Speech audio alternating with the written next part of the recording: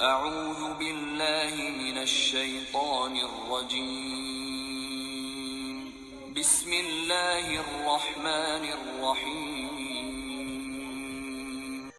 Assalamu alaikum mes très chers frères et sœurs. Aujourd'hui, je suis présente parmi vous pour vous parler d'un sujet que plusieurs musulmans prêtent peu d'attention de nos jours. Je parle bien sûr de la véracité. Essayez de rester jusqu'à la fin pour pouvoir regarder une petite histoire en bonus qui traite sur ce sujet. Merci et bon visionnement à tous. Alors, qu'est-ce la véracité ?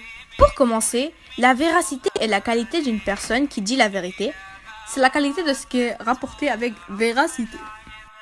Mais pourquoi doit-on dire la vérité ? Plusieurs hadiths dans l'islam parlent de la vérité et nous disent les bienfaits de ce dernier.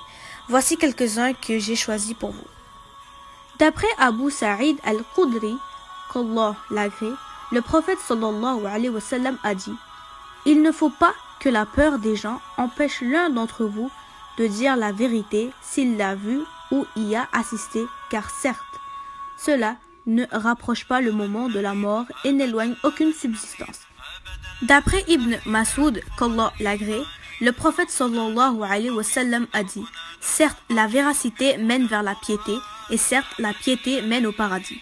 Un homme ne cesse d'être véridique jusqu'à ce qu'il soit écrit comme étant un véridique.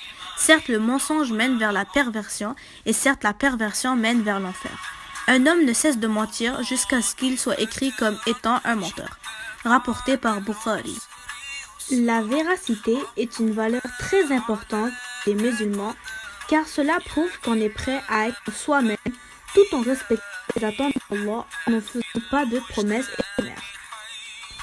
Notre prophète adoré nous a même dit « Celui qui croit au jour dernier, qu'il dise du bien ou qu'il garde le silence. » Le prophète sallallahu alayhi wa sallam rapporta « Celui qui dit à un enfant « Viens, tiens », puis ne lui donne rien, aura commis un mensonge. » Rapporté par Ahmed.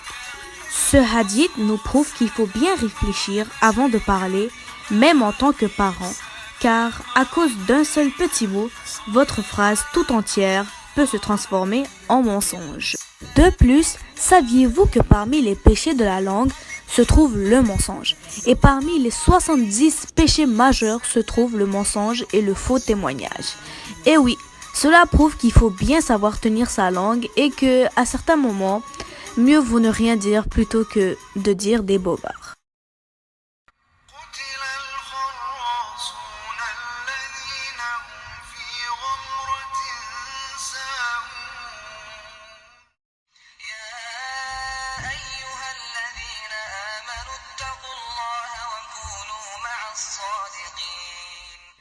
Y a-t-il des solutions ?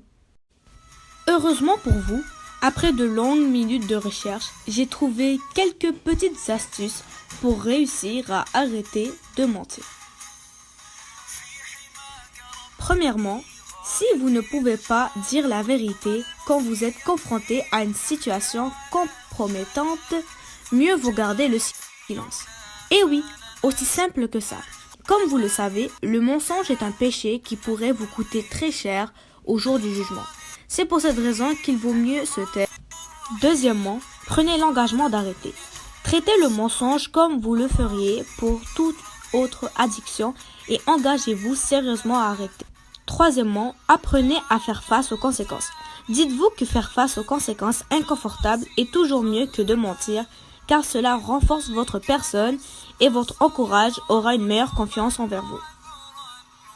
Finalement, identifiez les facteurs qui vous amènent à mentir.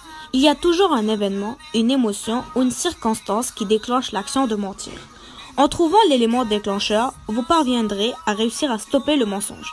Par exemple, si vous mentez quand vous êtes stressé, faites de la relaxation ou de la méditation pour vous détendre.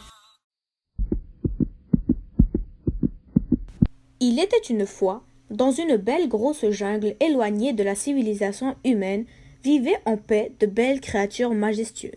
Ces derniers n'avaient jamais eu aucun problème jusqu'au jour où, lors de la rencontre annuelle entre le tigre et le lion, un événement étrange se produit.